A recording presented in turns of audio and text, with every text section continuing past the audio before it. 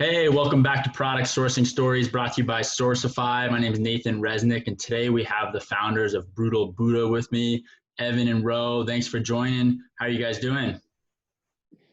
Yeah, doing well, Nathan. Thanks for having us here this morning.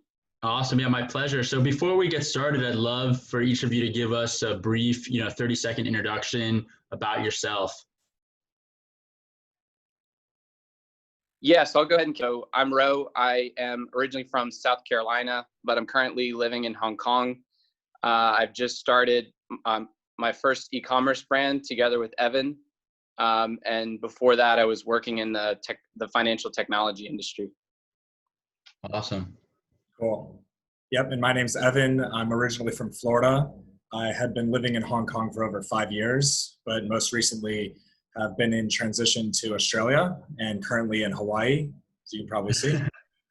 And I've been in the consulting business for some years, technology, finance, and with Ro about a year and a half or so ago, we started Brutal Buddha. So got into e-commerce for the male yoga fitness industry. Got it. That's fantastic. So I want to ask each of you, what was the first product you've manufactured, or was this the first one? And then, tell us a bit about that experience. Yeah, Nathan. So we have one product. Actually, we're doing men's yoga shorts. So they're the world's most comfortable 3-in-1 men's yoga shorts. So they have an outer short, an inner liner, and what we call a package protector, which is basically underwear built so guys can just use one pair of yoga shorts for their yoga practice. Very first product. Have learned a lot, have made a lot of mistakes. And yeah, it's been a journey. Awesome. That's really cool. Evan, what about you? Is this your first product you manufactured, or did you have prior manufacturing experience? First manufactured product. Before this, I had an information services product. So I had a travel technology software application. And in the past, I've dabbled in a few different physical product startups, but haven't actually manufactured myself. So this was inside Ro, and it's been a great experience so far. Cool. So how did you find you guys' factory? I mean, walk us through that process. Yeah, I mean, we basically went to Canton Fair in southern China and found our first factories that way.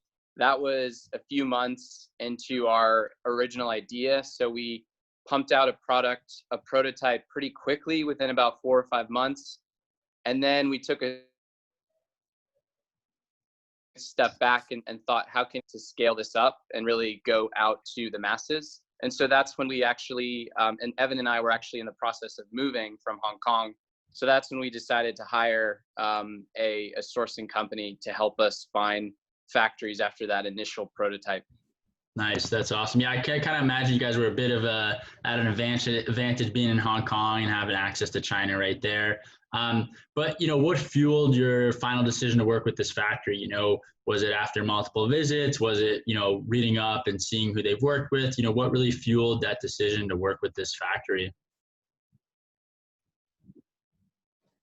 Yeah, so I would say it was a number of different things. So I think first of all, we were looking for expertise in this space. So factories that had done activewear, ideally for men, but also for women.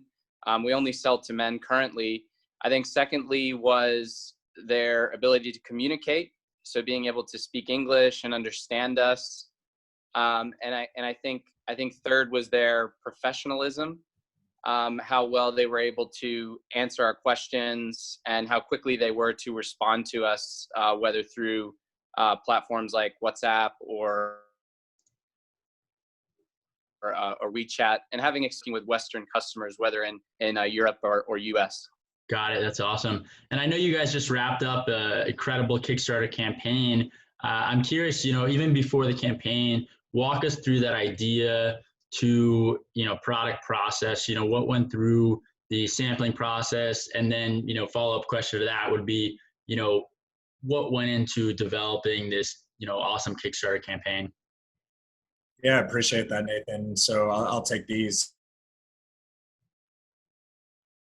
Essentially, a little unconventional. We decided to go to the Canton Fair in Guangzhou, which I'm sure you're well aware of, and really touch and feel and see what type of products exist in the market. So we got a few samples made just to, see what's possible. And that really sparked, some desire for both of us to really fill the gaps and build a niche product.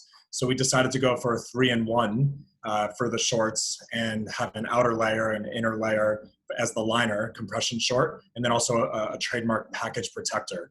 So we put our heads together and decided we needed to really iterate and come up with the very best shorts that exist in the market for simplicity and for functionality. So we got great feedback. We made sure to kind of pre-sell, right, to create the buzz, make sure guys would actually be willing to come onto the Kickstarter, and that allowed us to see a nearly 40K Kickstarter campaign. Yeah, that's incredible. I mean, hats off to you and the whole team and everyone behind that big of a campaign.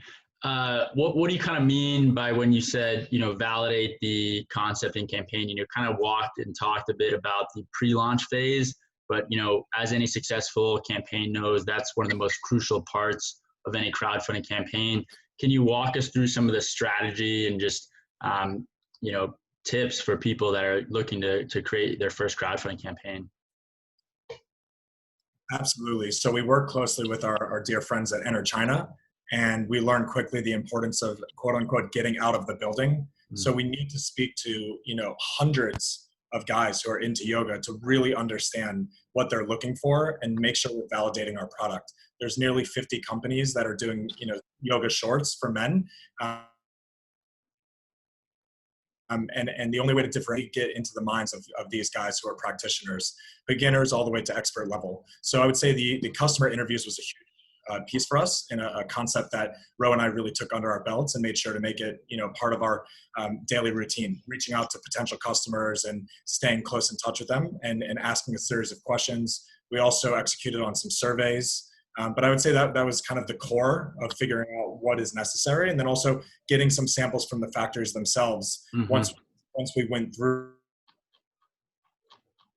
the Kickstarter, funds behind us, and made sure that the material felt right and Ro's in the final processes, which I'm sure he'll get to. But hopefully that helps to answer. Ro, anything to add on that? Yeah, no, I would just say, as Evan mentioned, we validated the idea, but it's one thing to validate an idea. It's another thing to actually get people to take out their wallets. So we wanted to make sure that people were actually willing to spend money on the product. So we actually built up a reservation list where people committed, not monetarily, but they committed to clicking to a price before the campaign to have some further validation. Got it. That makes a lot of sense. I appreciate you both shining light on that. I'm curious too, a lot of people wonder the organic drive of Kickstarter. Did you see a lot of traffic and conversions coming from Kickstarter itself, or was it mostly driven externally by, your existing community that you developed? Yeah, I mean, that's a good question. I mean, we were hopeful that we would drive, quite a big following through Kickstarter. I mean, I ended up doing is probably about 20% of our campaign was driven by the platform itself. Nice. I would say. So we did get a nice boost from Kickstarter. We had a lot of back and forth between them and Indiegogo. Ultimately, we were happy with Kickstarter. So yeah, I mean, the rest was from kind of friends and family, and then also an email list we had built up before the campaign.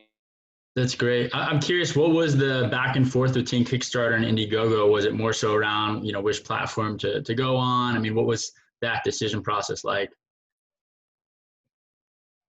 Yeah, I mean, look, we were introduced to two folks at both organizations, and this is a very challenging, I think, it's not very clear which platform to go towards, and there's pros and cons of both. I think ultimately we went with Kickstarter because they're a larger platform. They have a larger audience. So we figured have on the page was better than less eyeballs. One of the things we liked about Indiegogo, though, was the ability to kind of integrate your pixel and kind of track some of your data a bit better than Kickstarter. But at the end of the day, Kickstarter was more tried and true, more eyes on the page, and it seemed to me more focused around our product niche, whereas Indiegogo seemed to be a little bit more of kind of a tech, sort of like a tech play platform. Got it. That makes a lot of sense. So I'm curious, I mean, this is more of a current event question, but how do you think, COVID-19 and everything going on in the world right now, how do you think that impacted your campaign? I mean, people are shifting and becoming more familiar with e-commerce and buying more online. Do you think that helped fuel the growth of the brand? And do you foresee that, kind of continuing being a trend even after, the world gets back to normal, hopefully, later this year? Yeah, it's a great question, Nathan. It's something that we're continuously trying to figure out. I would say, first and foremost, we were lucky enough to, prior to COVID really striking in early 2020 this year. But through the pandemic experience, we found that men and women, but men especially, are starting to practice yoga a lot more at home. They used to traditionally go to the gym, maybe join a sports team, but with those, off the map right now, guys are finding, new and unique ways to stay in shape and to kind of, work through the stress of working from home and balancing their home life with their work life all under the same roof. So that means guys, and we're engaging with them on a daily basis through our VIP page, our community page, and a variety of different social platforms. So it's definitely helped with our post-campaign success. We moved to BackerKit and have seen, about 100 or so shorts sold there after the campaign ended, the official campaign. So we're trucking along, and we're about to launch our Shopify page. So we'll be selling immediately and directly. Nice. That's awesome. That's really cool. Yeah. One thing that I'd recommend doing, if you haven't already, is creating a Facebook group. Groups have great engagement on Facebook. And I think with your brand in particular, you can post a lot of, yoga oriented exercises. I mean, I know for me at home, I got a yoga mat and I've been trying to practice every morning, but, probably not as good as most people right now, but getting there. I'm curious. So right now it looks like, products are in the process of being sent out, if I'm correct, or they've already been delivered? Yeah. So basically, we are in the final stages. We essentially have close to what's called the golden sample. So we're about to place the large order. So we would have our orders shipping out worldwide, I would say by the end of July, to close to 1,000 customers. Great. That's amazing. So a lot of people are going to have questions on how you're planning to handle the, logistics of shipping 1,000 of these units out, right off the bat from a campaign. Are you hiring a third-party logistics company? Are you doing it yourself? What does that look like? Yeah. So we are actually hiring a third-party logistics company to support us with that, because we didn't have prior experience to this. And are they based in Asia? Are they based in America? I mean, they're based in Asia. They're actually based here in Hong Kong. Oh, nice. Which one is it? So it's Flowship. Cool. Awesome. Yeah, we've partnered with Flowship before. I've heard great things about that team. So I'm curious, when it comes to, the foreseeable future and growth, I mean, what's your main focus as you launch on Shopify? Is it, driving ads through Facebook and Google? Is it really, establishing more of your community and content through different videos?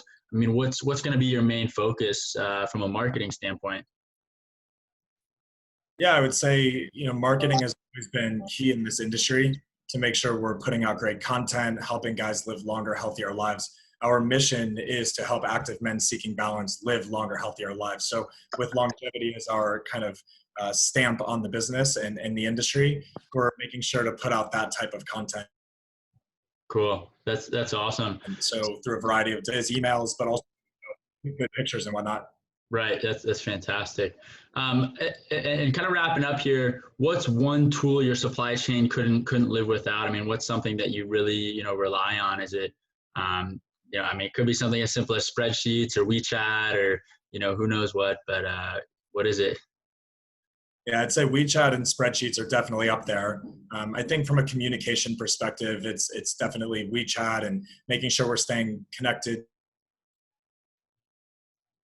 the factories, pickle and process-oriented perspective, spreadsheets and using tools like Asana to really focus on the objectives at hand, and how to obtain those objectives through key results is something that we focus on as well.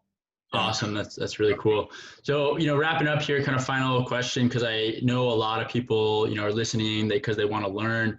If you were going to take a step back, go, a year back, is there anything you would change about your process of bringing this product to life? I mean, is it, getting exact tech packs for your product? Is it, spending a week in the factory? I mean, is there anything that really, hits home when it comes to your product sourcing experience that you wish you had changed up, and maybe there's nothing you'd change? I mean, yeah, I mean, look, that's a great question. Hindsight is 20/20, right? So I think my biggest piece of advice would be to take digital marketing very seriously. Your online presence is very, very important, whether it's your first landing page to your first website to your email list. I would say your digital presence is as important, if not more important, than other aspects, if you're doing e-commerce. Awesome. Cool. So Evan and Ro, if people tuning in want to learn about, you both, or get connected or learn about Brutal Buddha, how can they find you? Yeah, Evan, you want to take that one? Yeah, they can go to brutalbuddhagear.com and sign up for our email list. So that's brutal, A-L, Buddha, B-U-D-D-H-A, gear, G-E-A-R.com. And once they sign up, just first name and email, they'll start to receive some good content, and then can stay in touch with us. Can also find us on Calendly, and that's calendly.com/brutalbuddha. And then we're also on Instagram as brutal_Buddha. So a variety of different channels. Our Facebook page is active and live. We can send the link over as well if that's helpful. Cool. Yeah, that'd be perfect. Well, Evan and Ro, thank you so much for joining us, and everyone tuning in. Thanks for listening again to Product Sourcing Stories.